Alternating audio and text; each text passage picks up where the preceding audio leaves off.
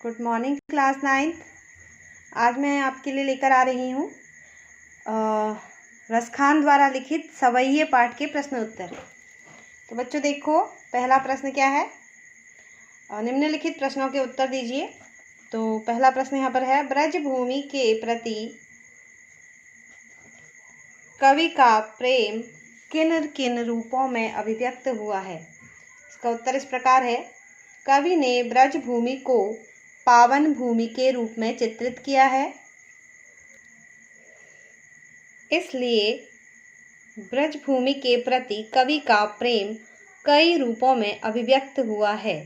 जैसे कवि कहना चाहता है कि वो ग्वाल बाल के रूप में जन्म लेकर वहीं निवास करे, पशु हो तो नंद की गाय बने, पत्थर हो तो गोवर्धन का अंग बने जिसे कृष्ण ने अपनी उंगली में उठाया था, और पक्षी हो तो उसका निवास यमुना किनारे कदम के वृक्ष में हो। ब्रज के बाग तालाब को दिन रात निहारने को कवि की आंखें तरस गई हैं। ब्रज के करील के कुंज भी कवि को बेहद भाते हैं। ठीक है, आगे देखिए, कवि का ब्रज के बाग वन और तालाब को निहारने के पीछे क्या कारण है। तो उसका उत्तर इस प्रकार है बच्चों, कवि को ब्रज के प्रति एक तो बच्चों देखिए, यहाँ पे थोड़ा मिस्टेक हो गई थी जो मैंने ठीक कर दी है।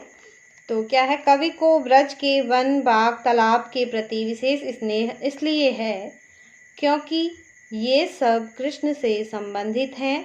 ब्रज के बाग वन बाग तालाब श्री कृष्ण के प्रेम के साक्षी हैं, इसलिए कवि की आंखें ब्रज के वन बाग को देखने के लिए लालायित हैं। अगला प्रश्न देखिए, एक लकुटी और कामरिया पर कवि सब कुछ न्यौछावर करने को क्यों तैयार है। तो इसका उत्तर इस प्रकार है, देखिए,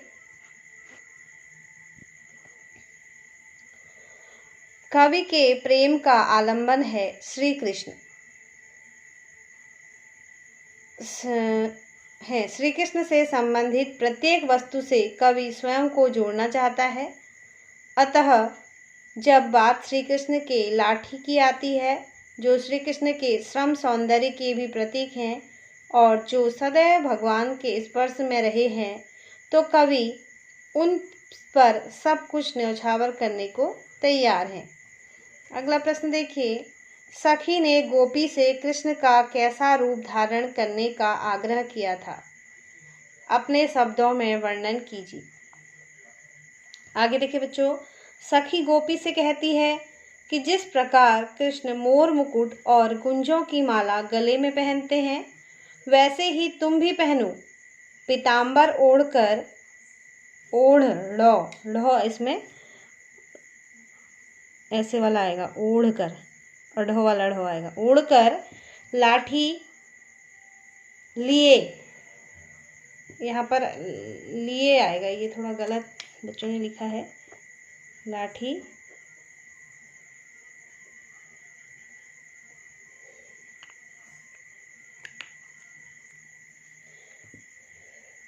लिए और गायों एवं ग्वाल बालों के साथ वन वन घूमे।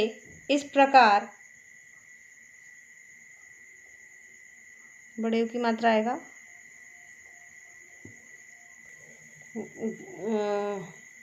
ग्वाल बालों के साथ वन वन घूमे। इस पर गोपी कहती है कि कृष्ण उनके इतने प्रिय हैं, वह उनके सभी रूप धारण कर लेगी, लेकिन मुरली को अपने अधरों पर नहीं रखेगी, क्योंकि वह मुरली जो है उनके सौत के समान है, जो हमेशा श्री कृष्ण के पास रहती है, जो गोपियों को श्री कृष्ण से दूर रखती है। अगला प्रश्न आप देख सकते हैं, अपने विचार से कवि, आपके विचार से होगा यहाँ पे, ठीक है, आपके विचार से कवि पशु पक्षी और पहाड़ के रूप में सभी कृष्ण का सानिध्य क्यों प्राप्त करना चाहते हैं? आपके विचार से कवि पशु पक्षी और पहाड़ के रूप में भी कृष्ण का सानिध्य क्यों प्राप्त करना चाहता है? तो यहाँ पे इसका उत्तर देखिए, श्री कृष्ण का जीवन ग्राम के बीच व्यतीत हुआ है और उनकी अधिकांश लीलाएं श्री कृष्ण का जीवन ग्राम के बीच व्यतीत हुआ था और उनकी अधिकांश लीलाएं इस ग्राम समाज की अंग हैं। ग्राम समाज के अंतर्गत ही पशु पक्षी और पहाड़ के साथ संबंध रहा है। पशु गाय, पक्षी, मोर तथा पहाड़ गोवर्धन, ये तीनों श्री कृष्ण की लीला के साक्षी हैं तथा भगवान से इनका सीधा संपर्क रहा है। इसलिए कवि पशु पक्षी तथा पहाड़ के रूप में श्री कृष्ण का सानिध्य प्राप्त करना चाहता है। अगला प्रश्न देखिए, चौथे सवैये के अनुसार गोपियां अपने आप को क्यों विवश पाती हैं? गोपियां अपने आप को क्यों विवश पाती हैं? उसका उत्तर इस प्रकार है। चौथे सवैये में गोपियां अनेक जतन के पश्चात भी श्री कृष्ण के मुख की मोहिनी मुस्कान के सम्मुख स्वयं अपने आप को नियंत्रित कर पाने में विवश पाती हैं। इसके अतिरिक्त श्री कृष्ण की बांसुरी की मधुर तान भी उन्हें विवश करती है। भाव स्पष्ट कीजिए। कोटिक एकल धौत के धाम, करील के कुंजन ऊपर वारों, यहाँ पर आएगा वारों।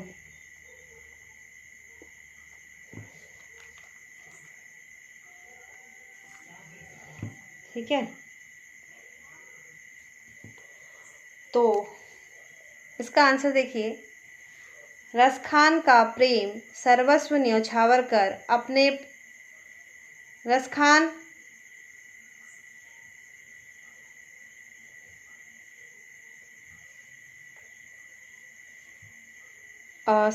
का प्रेम जो है सर्वस्व न्यौछावर कर, सब कुछ न्यौछावर कर अपने प्रभु से मिलन की इच्छा रखने वाला प्रेम है। वे ब्रजभूमि की कटीली झाड़ियों के वन के ऊपर करोड़ों सोने चांदी के महल न्यौछावर करने को तैयार हैं। रसखान की यह सर्वस्व समर्पण की भावना श्री कृष्ण के प्रति उनके अनन्य प्रेम का परिचायक है। माई रीवा मुख की मुस्कानी, संभरी न जहें न जहें न जहें। गोपी श्री कृष्ण की मधुर मुरली की तान और उनके रूप सौंदर्य पर इस हद तक मोहित हैं कि वह सब कुछ नियंत्रित कर सकती हैं, परंतु श्री कृष्ण के सांवले मुख की मोहिनी मुस्कान के आगे वह विवश हैं।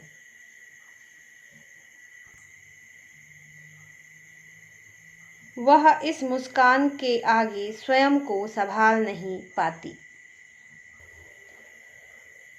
कालिंदी कूल कदम्ब की डारन में कौन सा अलंकार है? तो इस पंक्ति में क वर्ण की बार बार आवृत्ति हो रही है, इसलिए यहाँ अनुप्रास अलंकार हो गया। कालिंदी कूल कदम, क, जहाँ पर एक वर्ण की बार बार आवृत्ति होती है वहाँ पर क्या होता है? अनुप्रास अलंकार होता है। यह अलंकार वाले चैप्टर में आपने पढ़ा होगा। ठीक है, काव्य सौंदर्य स्पष्ट कीजिए। या मुरली मुरलीधर की, अधरान धरी अधरान धरोंगी।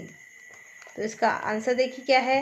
मुरली मुरलीधर में मौ वर्ण की आवृत्ति तथा अधरान धरी अधरान धरोंगी में धौ वर्ण की आवृत्ति के कारण यहाँ अनुप्रास अलंकार का सौंदर्य है। वहीं अधरान अर्थात होठों या अधरों पर, अधरान अर्थात होठों या अधरों पर नहीं के कारण यहाँ सभंग यमक अलंकार है। भाषा में ब्रज भाषा की छटा देखते ही बनती है। अधरान धरी अधरान धरोंगी में ध्वनि साम्य लक्षित होता है। तो बच्चों, ये थे आपके प्रश्नोत्तर रसखान के सवैये चैप्टर्स के। आप इन्हें ध्यानपूर्वक सुने, आपके लिए उपयोगी साबित होंगे, यह मेरा विश्वास है। और इस चैनल को लाइक शेयर एंड सब्सक्राइब कीजिए ताकि मेरी हर आने वाली अपडेट जो है आपको सबसे पहले मिल सके। तो बच्चों, मिलते हैं अगली वीडियो में, तब तक के लिए बाय।